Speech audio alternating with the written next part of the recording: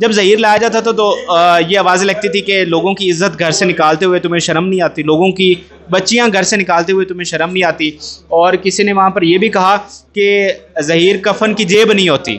تو یہ کتنا، میں کہتا ہوں ون لائنر کتنا بڑا اس نے جملہ کہا. ایک سما کے رپورٹر ہیں ارشد علی، انہوں نے یہ کہا تھا، انہوں نے بھی انٹرویو کیا ہوا ان دونوں کا، تو انہوں نے کہا کم سن بچی جو بولتی ہے وہ پہلے ظہیر کی طرف دیکھتی ہے کہ میں نے کیا بولنا ہے. تو مطلب اس کو بلوایا گیا ان کے خلاف. تو یہ بڑی عجیب سی چیزیں تھیں. اور جبران بھائی آپ یہ کیس جیت جائیں گے؟ تو انہوں نے کہا یار اگر 87 کا ورلڈ کپ نہیں جیتیں گے تو 92 کا جیت ہی جائیں گے. ہمارے عدالت سے دوسرے میں لایا جاتا تھا. اگر اسٹار کی طرح پھر رہا سر اس کو پروٹوکول کے ساتھ لاتے تھے نا، اس طرح اس کو حصار بنا کے اور پروٹوکول کے ساتھ. آج بھی دیکھیں جب اس کی ضمانت منسوخ ہوئی ہے تو اس کو ہتھکڑی لگا کر تو نہیں گئے. پھر یہ کیا معاملہ؟ تو یہ سوالیہ نشان ہے نا ان کی کہ ایسی ویڈیوز ہماری بچی کی بنائی گئی ہیں جس سے اس کو ڈرایا دھمکایا جاتا ہے. اور بھی ایک دفعہ لگی ہے جو یہ ثابت کرتی ہے کہ یہ آرگنائزڈ کرمنل گروپ ہے. یعنی دوسرے لفظوں میں کیا ہے، یہ گینگ ہے. یہ بچی پالنا کتنا مشکل ہے، بیٹیاں پالنا اس دور میں کتنا مشکل ہے، بچے پالنا کتنا مشکل ہے. السلام علیکم ناظرین، میں ہوں آپ کا میزبان علی حمزہ اور آپ دیکھ رہے ہیں میرا یوٹیوب چینل. ناظرین جیسا کہ آپ جانتے ہیں کہ کمسن بچی کا کیس تقریباً پچھلے 6 ماہ سے چل رہا ہے اور لاہور سے اور کراچی سے بہت سے صحافی اس کیس پہ کام کر رہے تھے اور وقتاً فوقتاً ہمارے چینل کے تھرو بھی آپ کو اپڈیٹ کیا جا رہا تھا.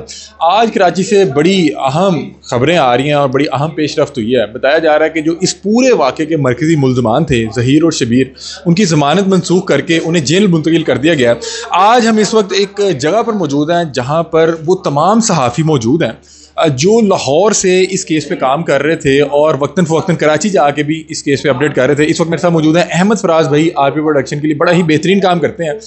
آپ نے ان کا جبران ناصر صاحب کے ساتھ وائرل انٹرویو بھی دیکھا ہوگا اور جب بھی کورٹ میں پیشی ہوتی تھی تو یہاں پہ موجود ہوتے تھے. کیا حالات تھے، کیا معاملات تھے، بیہائنڈ دا کیمرہ بتا رہے تھے کہ جب ظہیر کو پیش کیا جاتا تھا تو وہاں پہ بڑی ایک انہونی سی حرکت ہوتی تھی. وہ کیا حرکت ہے یہ نہیں سے جانتے. السلام علیکم. وعلیکم السلام. احمد بھائی کیسے ہیں آپ؟ سر اللہ کرم ہے، آپ سنائیں. احمد بھائی سب سے پہلے مجھے یہ بتائیں کہ کیا تاثرات ہیں، ڈے فرسٹ سے کام کر رہے ہیں، کیا تاثرات ہیں کہ ملزمان کی ضمانت منسوخ ہو گئی اور جیل منتقل کر دی گئی؟ دیکھیں علی بھائی، جب ہم نے اس کیس پر کام کرنا شروع کیا تھا تو اس کا ایک ہی مقصد تھا کہ ہم ایک مثال قائم کریں اور دوسری طرف سے جو جھوٹ بولا جا رہا ہے اس کو کاؤنٹر کریں اور وہ جو پروپیگنڈا کر رہے تھے اس کو کاؤنٹر کریں اور ایک اصول کے ساتھ کھڑے ہوں.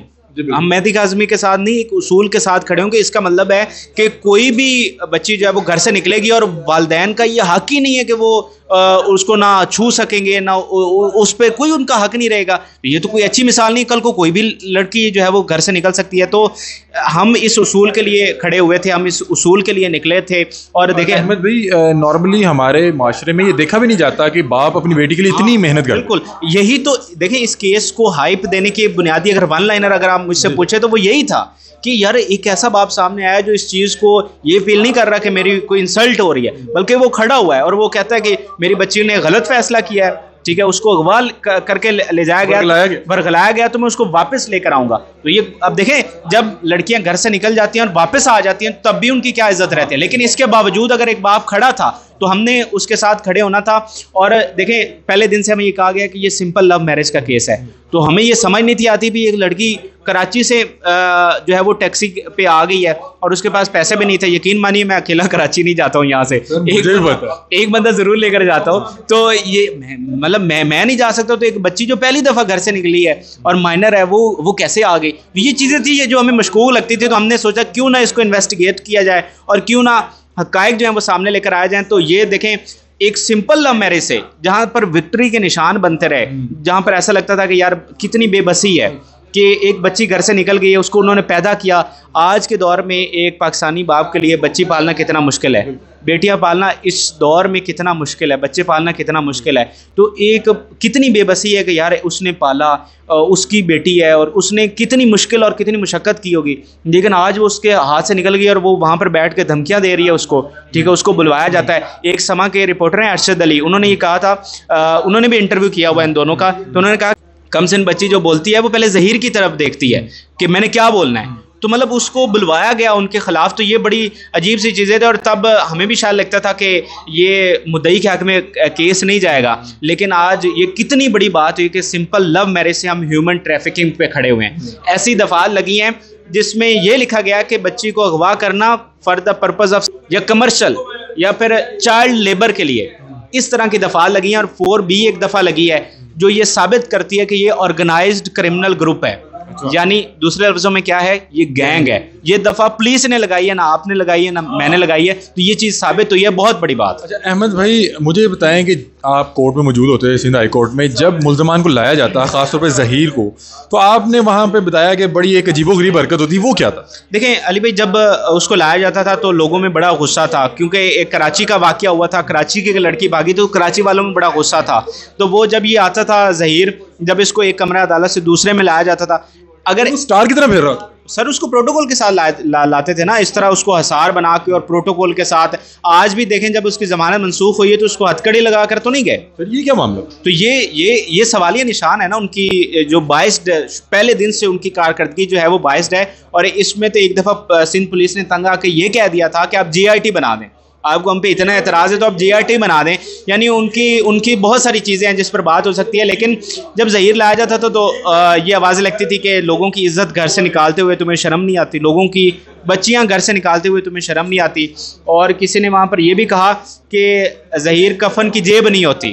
तो ये कितना, मैं कहता हूँ वन लाइनर, कितना बड़ा उसने जुमला कहा कि जितना भी पैसा है वो साथ नहीं जाना, वो कफन की कोई जेब नहीं होती। और तुमने अपनी दुनिया भी ख़राब की और आखिरत भी ख़राब कर ली। ये काम करे और ताहयात एक धब्बा लगवा लिया जो कभी साफ नहीं हो सकता। कमसन बच्ची को जब लाया जाता था तो वो जो मुखालिफ सिमत के लोग हैं वो किस तरह से अपडेट करते थे कि क्या हो रहा है, और किस तरह से उसको खड़े रहने पे मजबूर करते थे? देखें, जब बच्ची यहाँ से गई है, चाइल्ड प्रोटेक्शन में रखी गई है और उसके पास फ़ोन नहीं है, उसके पास TV नहीं है, कोई तरीकाकार नहीं है कि वो ज़हीर से रब्ता कर तरफ रहे हैं कि बात करवा। हाँ, और ये मुलाकात जो करना चाह रहा था वो भी इसीलिए करना चाह रहा था ताकि उसको उसी चीज़ पर दोबारा लाया जाए। तो जब ये सारी चीज़ें नहीं हो पा रही थी तो वहाँ पर ये आवाज़ें लगती थी कि ज़हीर तुम्हारे साथ खड़ा है कमसन बच्ची, कि क्या तुम भी खड़ी हो। यानी ये उसके बाद माइंड में डालने की बार बार डाली जा रही थी, क्योंकि राब्ता तो हो नहीं रहा था। प्रेशर, मोरली प्रेशर दे रहे थे कि फलां बंदा खड़ा है। जैसे मैंने अरशद अली की आपको बात बताई है कि उसको उस प्रेशर में रखा गया। और हमारे कुछ ऐसे एंकर्स हैं, उन्होंने ये भी कहा कि जी कोई, और वालिदैन तक का मैंने इंटरव्यू सुना है कि ऐसी वीडियोज हमारी बच्ची की बनाई गई हैं जिससे उसको डराया धमकाया जाता है। तो लेकिन वो उसको इसीलिए ये आवाज़ें लगाई जाती थी कि ज़हीर तुम्हारे साथ खड़ा है, क्या तुम भी उसके साथ खड़ी हो। तो ये वहाँ पर हो रहा था जो कि अच्छी चीज़ नहीं है। अच्छा अहमद भाई, आपने वकील साहब का बड़ा बेहतरीन इंटरव्यू किया, आपसे मेरी बात भी थी, आप बता रहे थे कि वकील साहब बड़े शोर हैं कि इनको जाने नहीं देना। हाँ बिल्कुल, वो बड़े कॉन्फिडेंट थे। और मैं आपको बताऊं कि ऑफ द रिकॉर्ड जब इंटरव्यू ख़त्म हो गया तो मैंने, चूँकि मुझे भी तजस्सुस था, तो मैंने कहा जिब्रान भाई आप ये केस जीत जाएंगे। तो उन्होंने कहा यार अगर 87 का वर्ल्ड कप नहीं जीतेंगे तो 92 का जीत ही जाएंगे। तो मतलब वो इतने कॉन्फिडेंट थे। उन्होंने कहा अगर इस बार ही नहीं तो फिर अगली बार ही ज़रूर, लेकिन हमने ये जीतना ज़रूर है। तो कुछ ऐसी दफ़ात थी जिस पर मैं बड़ा कॉन्फिडेंट था। एक तो सिंध चाइल्ड मैरिज एक्ट की दफ़ात, और एक फिर बच्ची का माइनर होना। ये दो चीज़ें ऐसी थी कि ये भाग नहीं थे सकते, इनके गले की हड्डी बन जाना था, और वही बना है। ये तो अब तो बहुत संगीन दफ़ात लग गई है ना।